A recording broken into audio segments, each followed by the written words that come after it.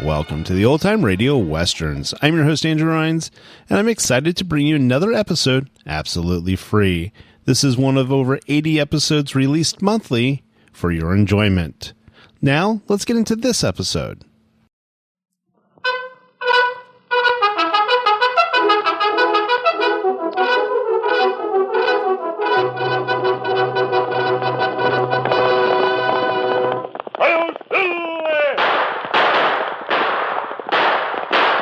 Fiery horse with the speed of light, a cloud of dust, and a hearty hi-yo silver, the Lone Ranger.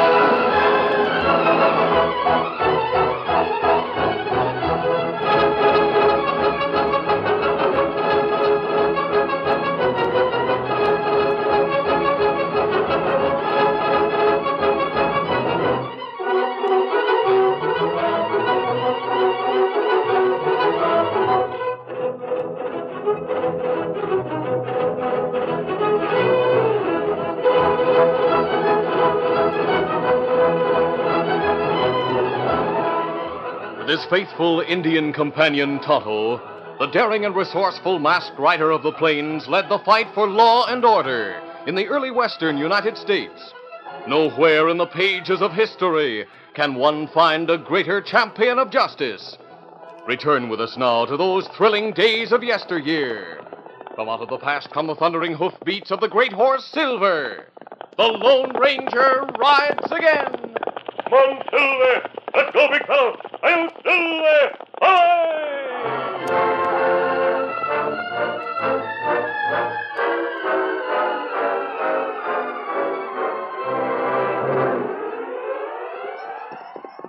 It was late afternoon when the Lone Ranger and Tonto, returning from a mission in the Apache Indian country, came within sight of the mining town of Starville. Turning their horses off the trail, they began to look for a place to camp. Soon their new course took them into a gully where a few miners' cabins appeared, dilapidated and scattered. The Indian pointed. It looked like them shacks, deserted. Maybe this make good place to stay. I don't see any signs of water. We need it more than shelter. Our horses are... Pull up, Tonto. Where shots come from? The slope up there. Look at those two men. Oh. And them not shoot at us. Them shoot at each other. They haven't seen us. They're facing each other in the open as though they were fighting a duel. And them fellers both old. Got gray beards. Let's stop them. Come on, Silver. Get 'em up, Scout. Them ready to shoot again. Hold your fire, men.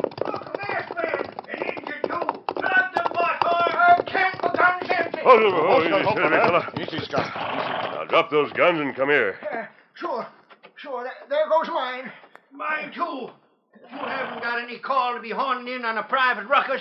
There's a law against dueling. No, that's right. Funny. Coming from an owl hoot in a mask. Don't let my mask bother you. I'm not an outlaw.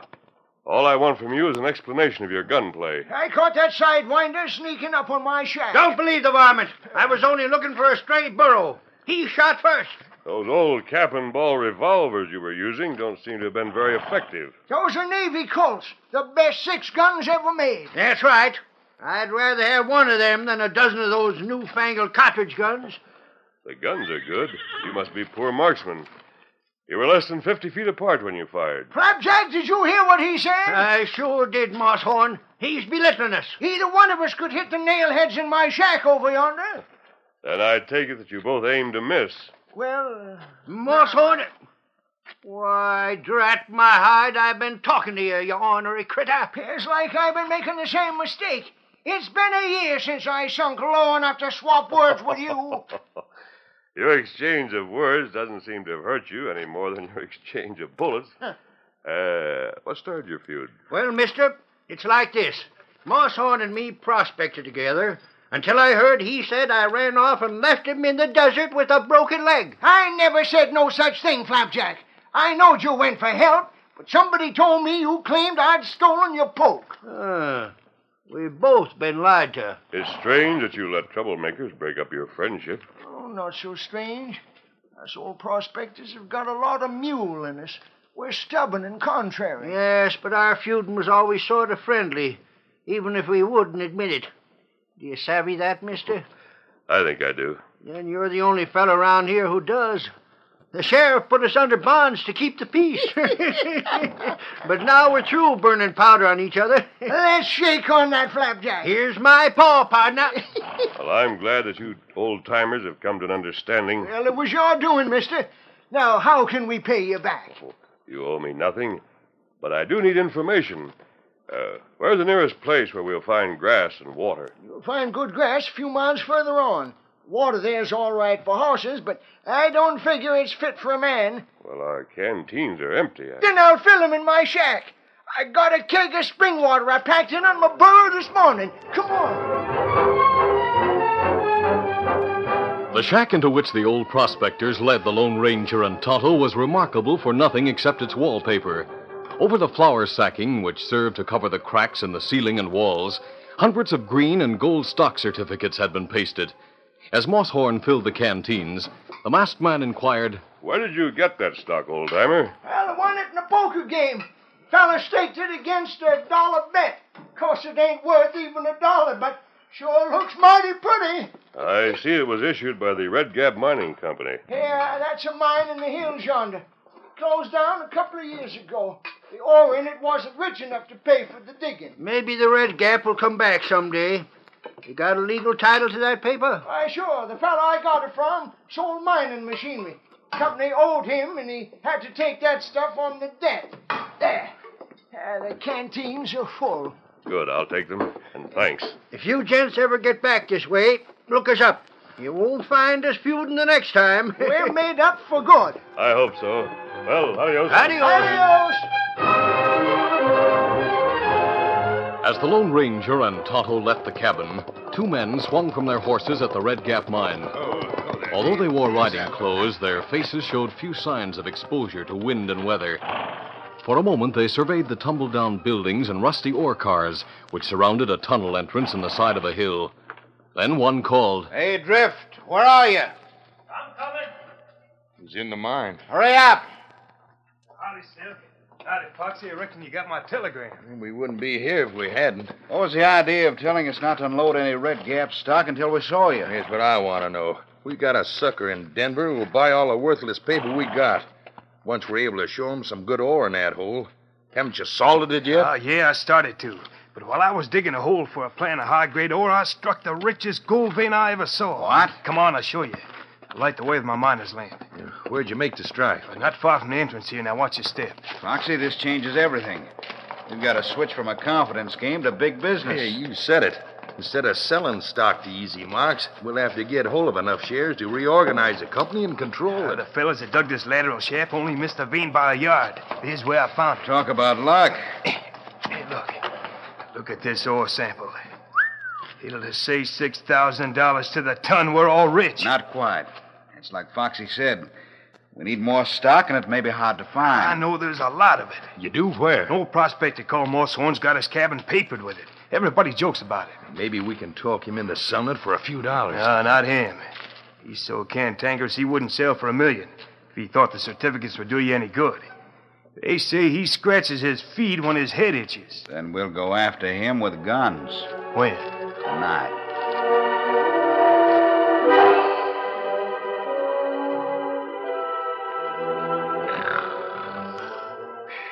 A few hours later, Mosshorn lay snoring in his bunk. Following a habit formed during years of hazardous living, he had removed only his socks and boots and had placed his Navy Colt in the bunk. But age had dulled his sense of danger. He failed to hear the cabin door open and close.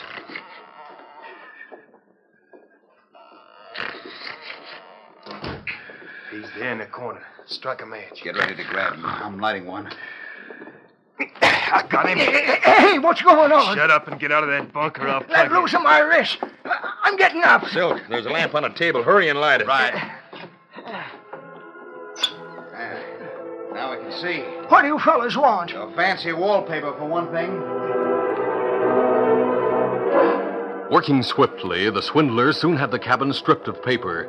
As they rolled their loot into a bundle, the old prospector ventured another protest. Look, you polecats, that red gap stock's no good. Just the same, you're going to sign it over to us. I'm not signing anything away. We'll see about that when we get you to the mine. Well, if you're going to take me away, let me put on my boots. All right. I'll have to sit down on my bunk to get 'em on. Well, then do it. But don't forget I'm holding a gun on you. Reaching for his boots with one hand, Mosshorn inched the other into the blankets behind him. His fingers closed on the butt of his old Colt. A moment later, there was a muffled report. Oh, Drift staggered back with a groan. he shot me. Help. Before the old prospector could free his gun from the blankets and cock it again, both Silk and Foxy hurled themselves upon him. Unwilling to kill him before they obtained his signature, they broke his grip on the weapon and dragged him from the bunk. I'll take care of him, Silk. You look after Drift. As Silk reached for Drift, the wounded man collapsed against the table, overturning it in his fall. The lamp shattered on the floor, spilling kerosene on the tinder-dry boards and igniting them. The shack's on fire. Get Drift out. He's dead. Now let him go. Grab the paper. I've got it. Come on. My cabin. Get going, you old fool. This way to the horses.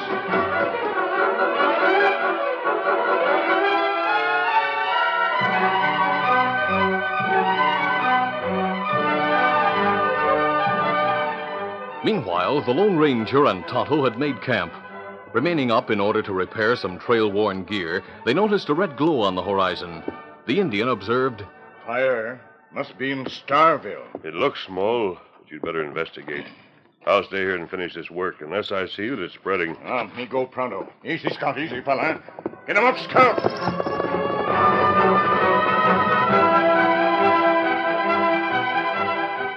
As Tonto headed for Starville, Sheriff Matt Brady and a group of citizens who also had seen the reflection of the fire spurred their horses into the gully. One townsman was shouting, Harry, that's Mosshorn's shanty. We couldn't save it even if we had water. Mosshorn must have got out. Somebody's standing outside. That's old Flapjack. Flapjack, where's Mosshorn? He's in there, Sheriff. Then he's dead. Steady.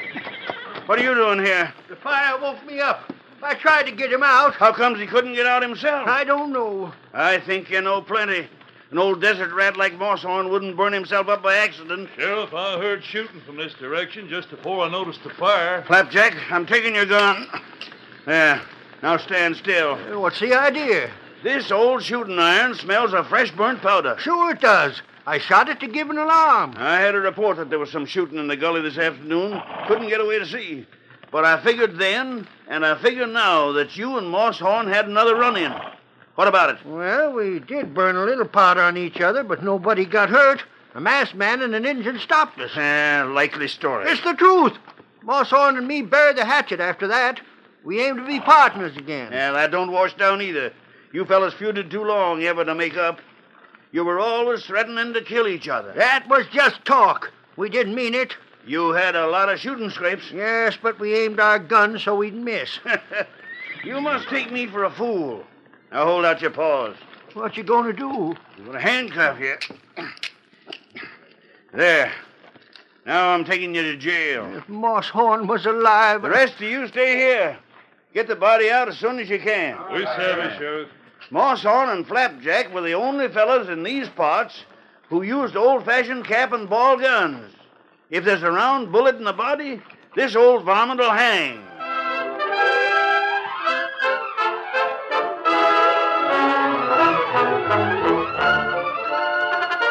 The curtain falls on the first act of our Lone Ranger adventure. Before the next exciting scenes, please permit us to pause for just a few moments.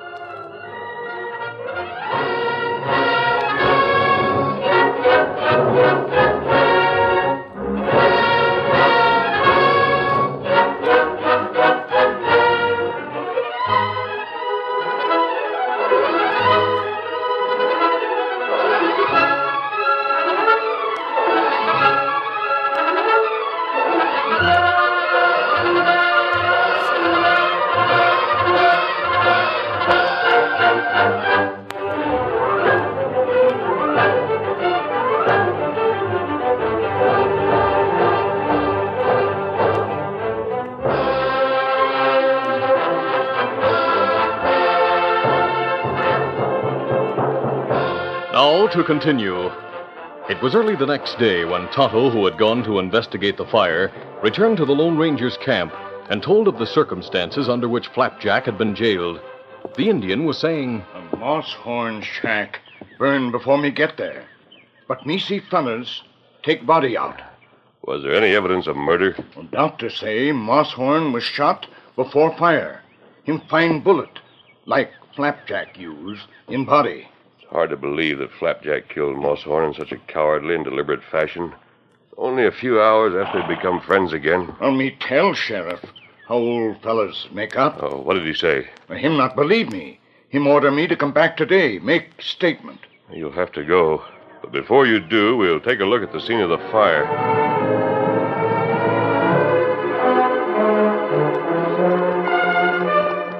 Riding into the gully a little later, the masked man and Indian found it deserted. Only a pile of ashes and charred boards marked the place where Moosehorn's cabin had stood. There they drew rein. Steady, big fella. Dismounting, they made a careful inspection of the debris. When it became certain that the ashes held nothing significant, Tonto turned to the surrounding ground. Look there, Kimasabi. 2 prints of bare feet. And them point away from place where cabin door was. The man who made them must have left the cabin before or soon after the fire started. They disappear here where the sightseers stood. Maybe we find them again, farther out. Yes. There they are. 2 sets of boot tracks go same way. Wait a minute. Here's a place where 3 horses stood. How do you read the sign? Well, 3 men in boots get off horses and go to shack. 2 men in boots and barefoot fella come back. All mount, go north. It looked like horse barefoot fella ride was led. That means he was injured or a prisoner. Here, Silver. And what we do? You report back to the sheriff as he told you to do. Easy, steady, big fella. I'll follow these tracks. Come on, Silver.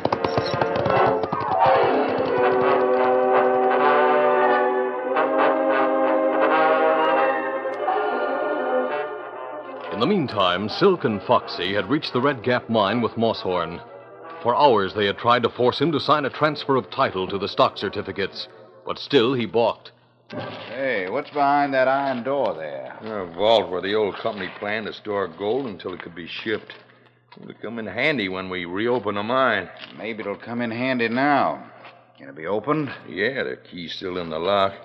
I had it open when we were here the first time. There's nothing inside. Not even enough air to keep a man alive more than a few minutes. Good. What's good about it? We'll put the old desert right in there. That ought to bring him to time. It's worth trying. Come on, Moosehorn. Oh, let me be. Come on, I said. Open the door, Silk. There, it's open. What a hole. Looks like a tomb. Quit shoving me. In you go. When you're ready to sign, yell or knock. I'll never sign.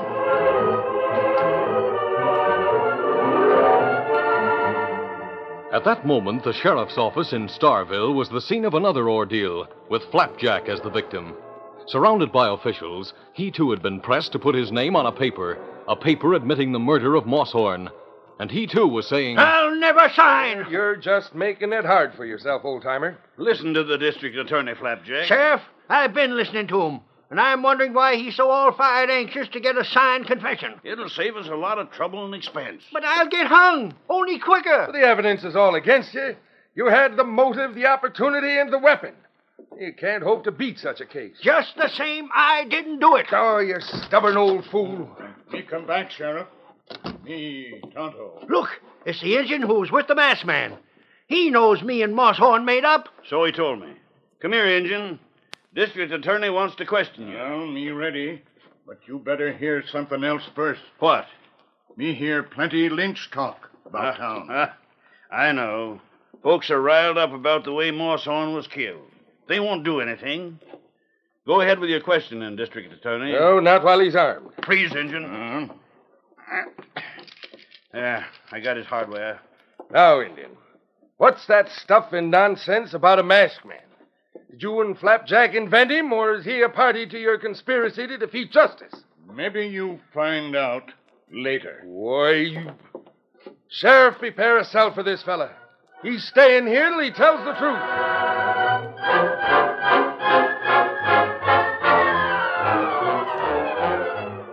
It was noon when the Lone Ranger finally succeeded in trailing the three horses through brush-covered hills to the Red Gap mine. Though he was still uncertain whether the riders had any connection with the events at Moosehorn's cabin, he took the precautions of hiding Silver behind a slag pile and scouting the abandoned buildings. Then he entered the tunnel. There, a flickering light told him he was close to his quarry. As the masked man advanced stealthily, Silk consulted his watch. It's been quite a while since we locked that door. Yeah, I'll see what's happened. Give me the key. I left it in the lock. And cover me with your gun while I open the vault. Sure. Drop that gun. Hey, look, a masked man. Don't shoot. I'm dropping my gun. What do you want? I'll take your gun, too. Then we'll have a talk. As the masked man disarmed Foxy and picked up the fallen revolver, Silk edged away and took to his heels. Stop! Stop, you! Silk ignored the command and vanished in the dark recesses of the mine, while the Lone Ranger, doubtful about the character of the men, held his fire. Then he turned to the frightened Foxy. What's going on here? We got a financial interest in this mine. Give me that lamp. Here. What are you looking at? That roll of paper beside your feet. It came from Moosehorn's cabin. You murdered him. No, we didn't. His body was found in the ruins of his cabin. That was a fellow Moosehorn shot. The old man's locked in that vault. We got to get him out before he suffocates. I don't want to hang. Unlock the door. Let me out. He's still alive. As the door swung open, the Lone Ranger stepped forward, covering Foxy with a gun and turning the miner's lamp into the vault. The light revealed the old prospector stretched on the floor. Air. Give me air. Take it easy, old-timer. Ah, that's good. In his concern for the aged prospector, the masked man dropped to one knee in the doorway and gave him a closer look, thus exposing his back to the dark tunnel. As he did so, Silk, who had stolen out of his hiding place, heaved a heavy chunk of ore at him. The missile struck him between the shoulder blades, knocking him into the vault. Painful as the injury was, he clung to lamp and gun and came up pivoting for a shot. But before he could fire, Foxy slammed the door on him and turned the key. We got them. Masked man, I was praying you'd come, but now we're as good as dead. There's a crack under the door. It will give us enough air for a little while. Just lie still. Got guns. Maybe can shoot the lock off. Bullets won't smash it. The lock's on the inside. It's in a box made of heavy steel. The box is fastened to the door with big bolts. The burrs are on this side. Where's that rock I was hit with? I'll try to break the lock with it. I got it right here, but it isn't a rock. It's a piece of rotten quartz that would fall apart at the first lick. And it's plumb full of gold.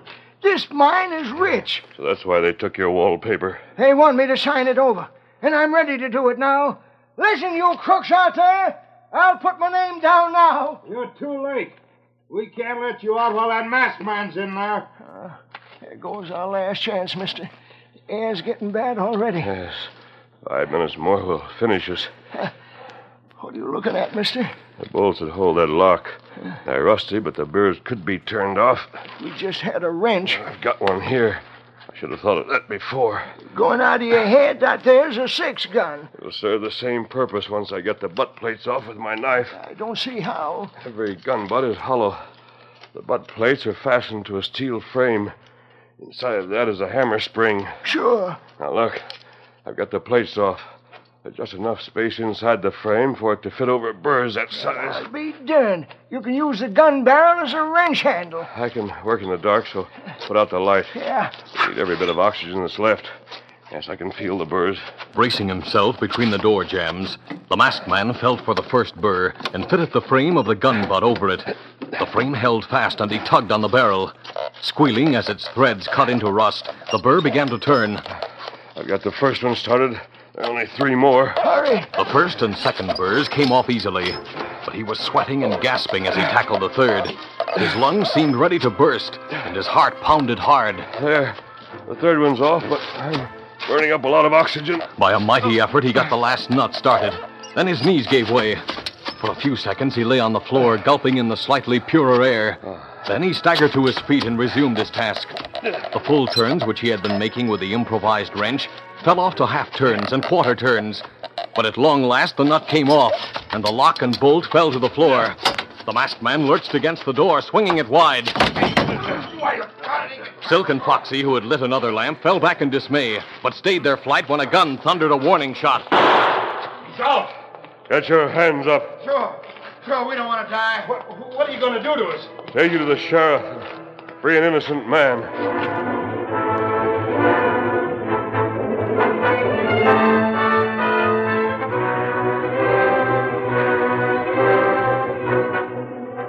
It was several hours later when the district attorney, weary of questioning Flapjack and Tonto, turned to the sheriff. Take 'em back to their cells. These fellows can't be telling the truth. It's against all the laws of evidence and nature. But they have convinced me that there's more to the case than we realize. What do you want me to do? Yeah, lock 'em up. That's all you can do. Come on, fellas. Somebody's coming in the back way. By the tarnal, that's Mosshorn, and we thought he was dead. Why, and there's the masked man we thought never lived. Mosshorn, is it really you? It sure is, partner. What's that under your arm? That's my wallpaper. That's worth $1 million, and half of it's yours. That's what all this trouble was about. Sheriff, you'll find 2 prisoners tied to horses in the alley. Come on, Toto. Hold on. You can't go yet. I got questions to ask. Mosshorn will explain, Sheriff. But you're the one He's all right, Sheriff. For all I know, both he and the Indian are crooks. You can forget that angle, Sheriff. The Indian told me who the masked man is. Who is he? Speak out, Flapjack. If I'm to bring him back, I gotta get going. You don't have to bring him back, Sheriff. He's the Lone Ranger.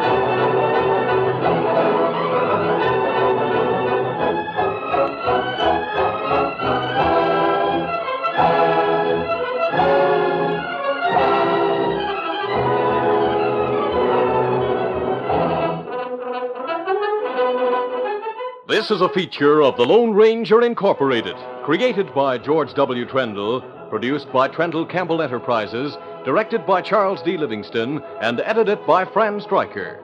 The part of the Lone Ranger is played by Brace Beamer.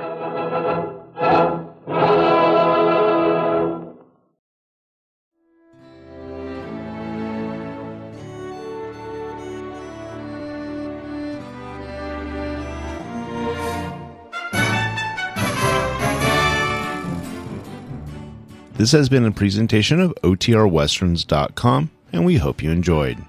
Please take some time to like and rate this episode within your favorite podcast application. Follow us on Facebook by going to OTRWesterns.com/Facebook, and subscribe to our YouTube channel by going to OTRWesterns.com/YouTube. Become one of our ranch hands and unlock some exclusive content.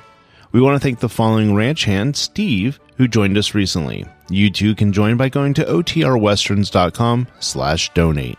Send us an email, podcast@OTRWesterns.com, and you can call and leave us a voicemail, 707-986-8739. This episode is copyright under the attribution, non-commercial, share-alike copyright. For more information, go to OTRWesterns.com/copyright. Have a great day, and thanks for listening.